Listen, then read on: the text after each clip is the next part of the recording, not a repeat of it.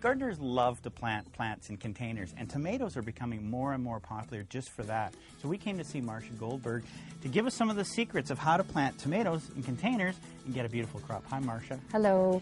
So you've got 3 tomatoes here, and you got a fairly large pot. Is this going to be good for a nice crop of tomatoes? The bigger the pot, it's better. Better. Okay. Especially if it's wider, because tomato plants, the roots go out. Oh, okay. So what you want to do is plant as deeply as possible into one of these pots. So we're going to take here.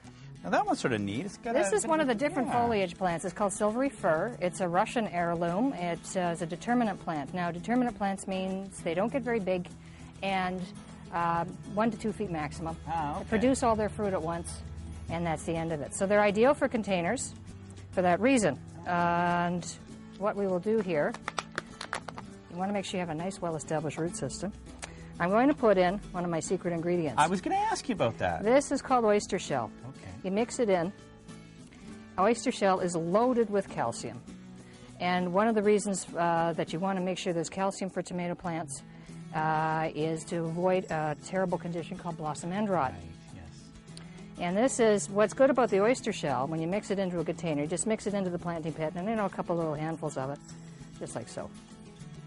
And Here, do you want me to grab that for you? no, this one here is just an organic-based fertilizer that's very good for tomatoes. I'm just going to sprinkle a little bit, handful of that in. Really important to get that nutrition going in a container, because they're limited. You're limiting the space that the roots can go and find things.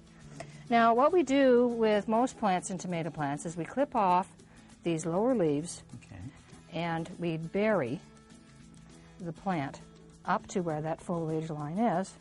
Still just tough like for so. most gardeners to get used to that. It is, but I'm just showing you so that you don't feel afraid about it. And you just plant it in like so, and there's your plant. Now, most of the determinate varieties aren't very top-heavy, but once they produce fruit, they can be. So you can take a tomato cage at this stage also and just put it in like so, and then you're set, and it'll go right down to the bottom of the pot. Excellent. Now, you've got And this there you have variety. Mm-hmm.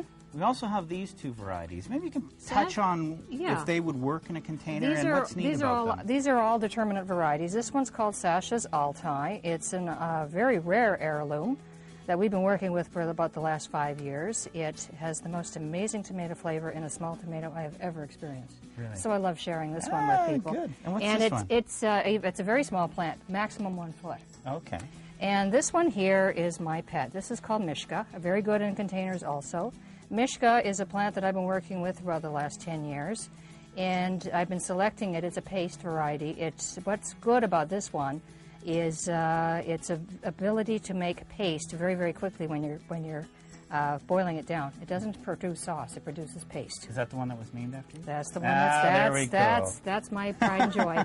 Perfect. Well, Marsha, I thank you very much for showing us how to grow container. You're very welcome. And this way, anyone that has an apartment can have a tomato on their balcony. Excellent.